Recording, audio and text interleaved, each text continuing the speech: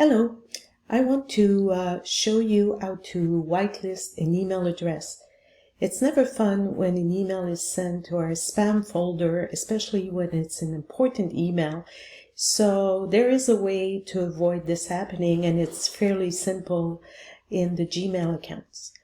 So the first thing you do is you go to the email in the spam account, and then you will want to create a filter. So to create the filter, you just click on those three little dots and you hit filter messages like these and create filter.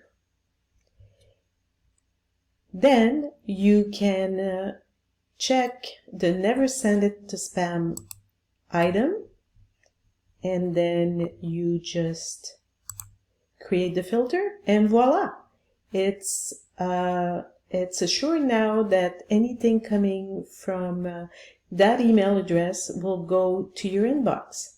Fairly simple. You're welcome. Bye-bye.